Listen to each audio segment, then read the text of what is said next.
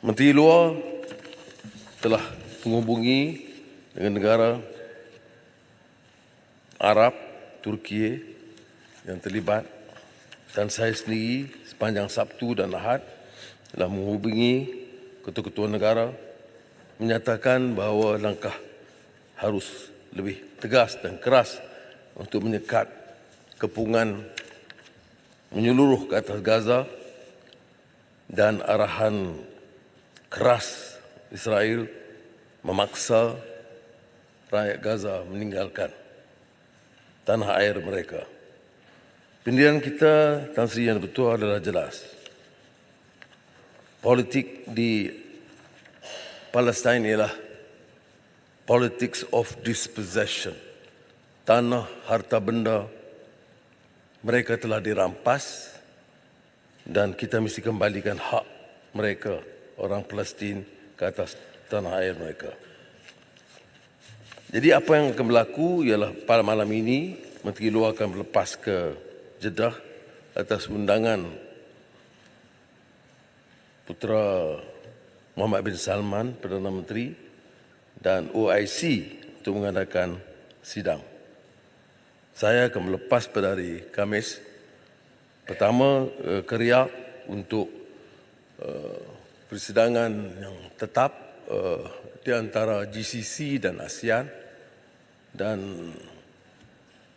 putera Perdana Menteri Mohammed bin Salman menelpon saya beberapa hari yang lalu minta saya sambung 1 hari 21 bulan supaya diadakan perbincangan dan acara rasmi di Arab Saudi.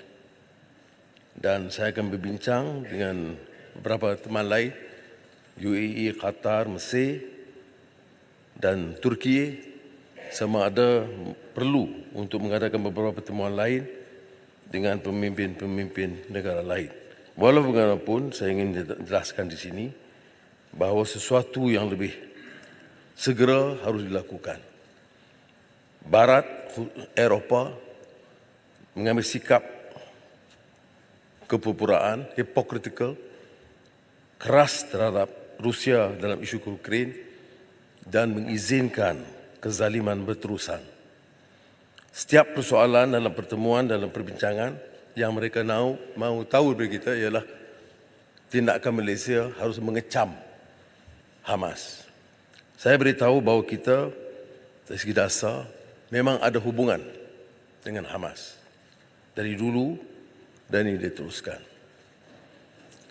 Dan kita tidak oleh demikian bersetuju dengan sikap mereka untuk menekan kerana Hamas juga menang di Gaza melalui pilihan raya bebas dan rakyat Gaza memilih mereka untuk memimpin.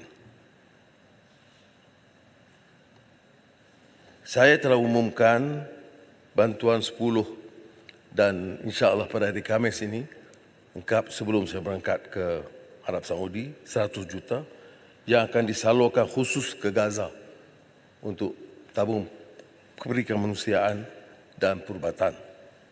Masalahnya ialah dalam perbincangan kita dengan beberapa negara, termasuk Turki dan maklumat daripada Mesir, apa yang dilakukan oleh Israel adalah keengganan mereka membuka sempadan. Jadi ada 3 pesawat Turki sudah sampai ke pelabuhan dekat sempadan Gaza, tetapi sempadan Rafah Gaza itu tidak dibuka. Beberapa negara lain, Arab Saudi, UAE dan Qatar juga mengirim bantuan perubatan dan makanan, tetapi tersangkut.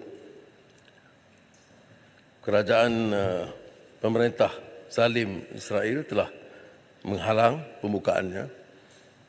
Maka dimaklum kepada Mesir, sekiranya dibuka akan dibenarkan, akan dipaksa rakyat Palestin Gaza untuk keluar daripada Gaza, menyeberang. Pihak kita mahu dibuka, untuk mengirim makanan dan perubatan.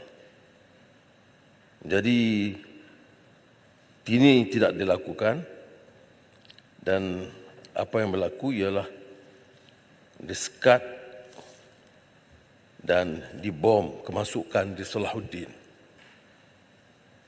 Jadi bantuan kemanusiaan harus disegerakan. Ini satu yang saya kata hypocritical kerana negara Amerika Syarikat dan Barat sampai tidak boleh menyatakan persetujuan untuk memberikan makanan minuman bagi orang yang sudah cedera parah dan kehilangan semuanya, dan beberapa kawasan Gaza telah hilang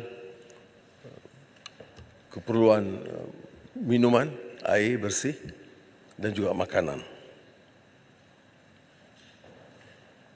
Pilihan diberikan kepada mereka, majoriti tidak diterima. Majoriti rakyat Gaza tidak sedia meninggalkan negara mereka sendiri, tanah air, rumah mereka sendiri, semata-mata untuk memenuhi selera rejim Israel. Saya telah bagi mandat penuh kepada Menteri Luar untuk berbincang dan mengambil keputusan apa sahaja yang mungkin untuk menyegerakan bantuan kemanusiaan dan apa juga tindakan yang disepakati oleh negara-negara jiran supaya dapat dilaksanakan tindakan ini dengan lebih berkesan. Saya juga telah beri pengakuan kepada ketua-ketua negara yang telah mengundang kita untuk bersama seandainya perlu, bahawa Malaysia akan bersama dengan rakan-rakan kita, jiran-jiran dan negara Arab dan juga negara-negara lain yang lebih menunjukkan simpati mereka, kefahaman mereka, termasuk Rusia dan China. Bila ditanya apakah kita setuju dengan tindakan bagi mana-mana pihak untuk mencederakan wanita atau kanak-kanak, pendirian kita jelas. Tanpa mengira siapa, kita tidak bersetuju dengan apa-apa langkah yang mengenai orang-orang yang tidak berdosa. Tetapi dalam hal ini, Tan Sri Bertua, jika tidak ada tindakan tegas, ia akan jadi satu genocide war. Kalau di Asia Tenggara kita faham dengan killing fields, apa yang akan berlaku di Gaza dalam beberapa hari ini, kalau dunia tidak berupaya, ialah dunia mengizinkan pembunuhan ramai-ramai ke atas rakyat Gaza dan Palestin.